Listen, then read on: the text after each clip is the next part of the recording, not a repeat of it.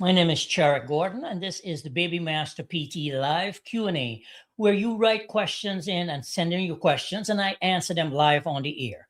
So today's question comes from a parent who is concerned about her baby, and the question is, "Hi there, my daughter is 19 months old. She isn't walking independently yet. She scoots around on her bottom. She can pull the stand on me and on select furniture.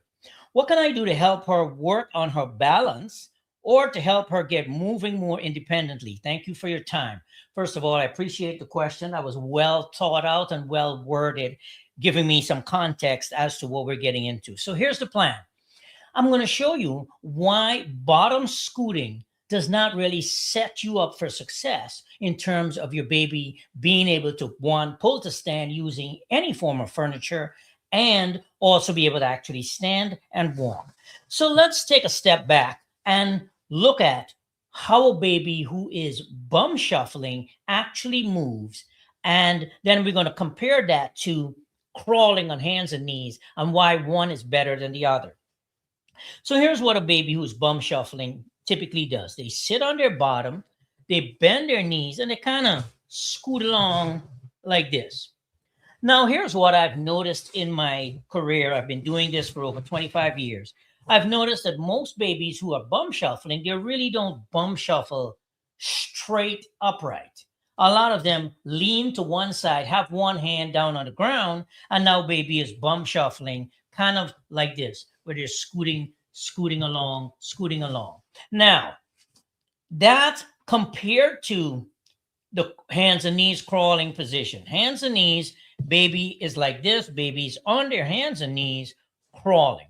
So if we go back to the bum shuffle and let's say we take this baby and she crawls to a piece of furniture and now she wants to be able to stand, that becomes challenging because if baby is bum shuffling and she scoots her bottom all the way up to the furniture, she is kind of leaning backwards. You can see that she's just not positioned ergonomically or mechanically in a good way to be able to reach out, grab that piece of furniture, and actually hold on and pull herself up because she's leaning backwards and all of her body weight is to the back, to her back. And so a couple of things strikes me about this. One, the parents mentioned that baby can pull to stand on mom. And I'm suspecting just based on the way mom worded it, where she's baby can pull to stand on mom and baby can pull to stand on certain pieces of furniture. Mom said select pieces of furniture. So baby is not able to pull to stand. I would say mom is probably helping baby to stand up a lot more than mom realizes. And so that's why baby can pull up to stand mostly with mom's help because baby can scooch her little bottom to mom. Mom can then hold baby's hands and help baby to be able to stand up. That's not real standing. That's not a baby pulling to stand because she's not doing it on her own. So let's talk about a couple of different strategies and techniques that a parent can use whose baby's bum shuffle that a mom can use to get baby out of that habit. So I'm going to give mom a couple of exercises that mom can do. One, mom can sit on the ground the way I'm seated right now. Put baby to sit on mom's leg, bend those knees, bring baby's feet in under her knees, and cue baby to do some squats. Typically, a baby who does a lot of bum shuffling, they're really not using their legs the way legs are supposed to be used to propel the body upward. The fact that mom still has to hold this baby's hand to help baby to stand tells me there's still some underlying weakness there. That's the first way mom can show baby how to do some squats to start to strengthen those legs. Another way that mom can position herself on the ground, put baby one of baby's legs on either side of mom's legs so that baby is standing straddling mom's legs. Put baby to stand on your leg and again reposition the feet under the knees so that baby is in a position where she is primed to do a good quality squat. Upper body's leaning forward a little bit. Mom can hold her hands like this and cue baby to stand up. If baby stiffens her knees when she's in the standing position and doesn't want to go back down because she doesn't want to do another squat, she's on to you that you're trying to get her to exercise. Bring your foot up to touch baby's bottom, and baby will automatically kind of just sit on your leg. And now you can bring your leg back down, and you see the way you brought baby back down, and now you're preloaded into that pre-squat position, and you're ready to rock and roll and go ahead and do another squat. Of course, you want to keep this nice and light and fun and easy to where you're just playing around with baby, but you're actually doing some of the work to make sure the baby's legs are actually getting stronger. Another activity that you can do with a baby who likes to bum shuffle is to create a simple obstacle course for a baby like this. And so what I would typically do is take a couple of cushions and just put the cushions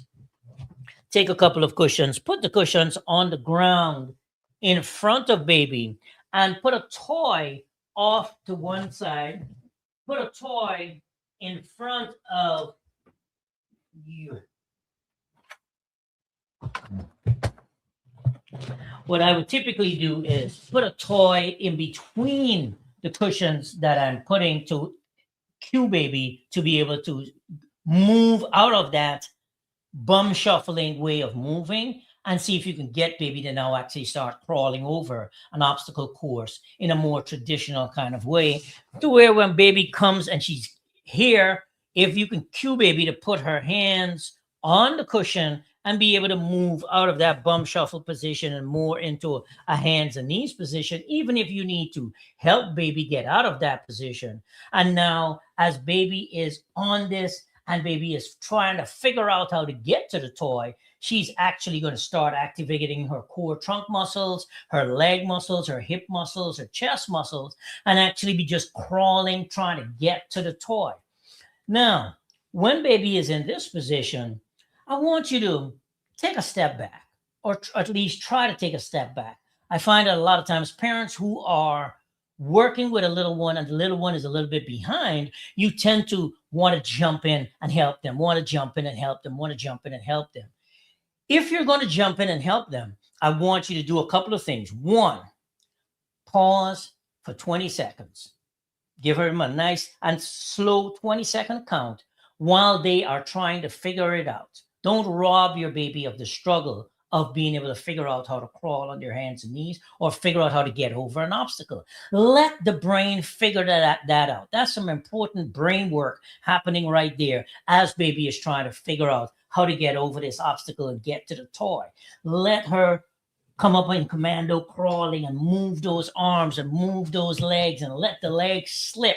And then she try again to get that knee up onto the cushion. Once the knee is up onto the cushion, she is building core trunk strength. She's building the muscles that are required to pull that knee up onto an elevated surface. This is all super important work with regard to her being able to figure out how to move her body in space and strengthen her body. And now you're trying to make it to where it's fun, everybody's having a good time, but we're struggling, we're fighting, we're battling through it.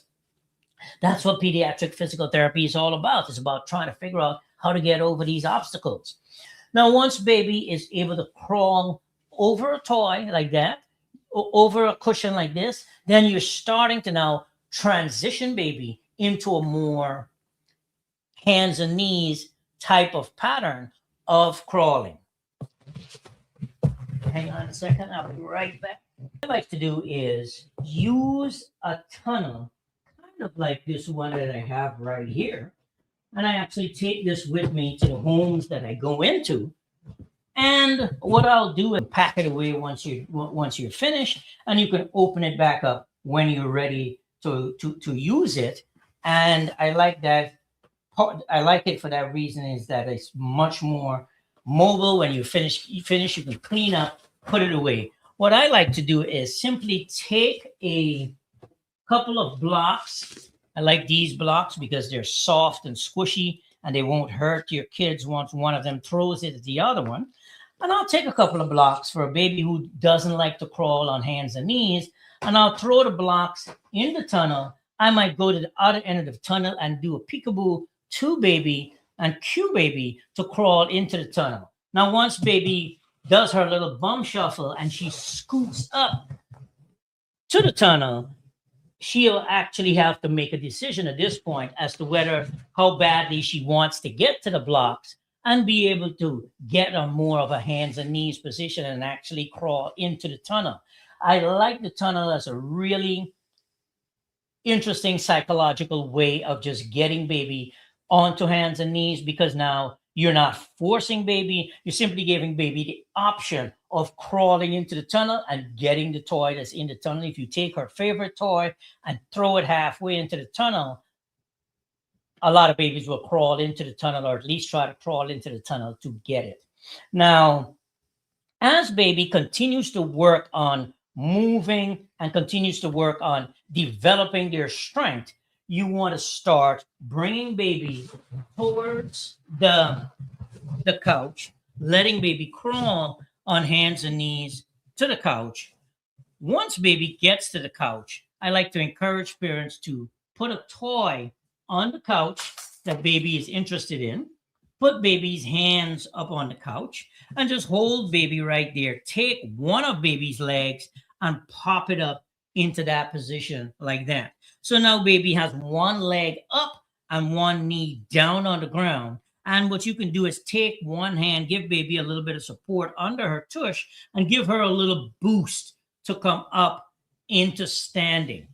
And what you've actually accomplished there is, I'm going to turn baby around so that you can see what you've done is you've helped baby to be able to bring one leg up like this in this position, where baby just did a full lunge with all of her, or most of her body weight. Like I said, if you needed to give baby a little boost under her bottom and help baby to come up, starting from a position like right here where she's doing just a quarter of a lunge versus the full lunge, and now baby is starting to strengthen one leg individually.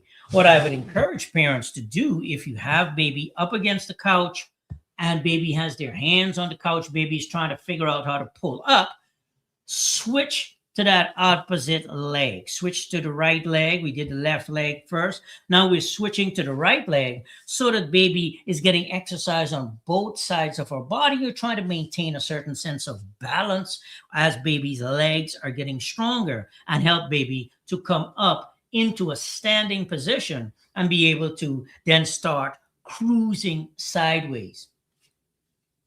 If you have any other questions, drop a comment and let me know, and I'll make a live for you and answer your question. I also want to remind you that I created a free PDF that covers the milestones from 0 to 12 months. It has everything you need to keep track of in there. You can download it, print it out, slap it on your refrigerator, and have it there as a quick reference so that you know when your baby's on track and when you need to reach out for some help. Okay, I will see you in the next live. Talk to you soon. Bye-bye.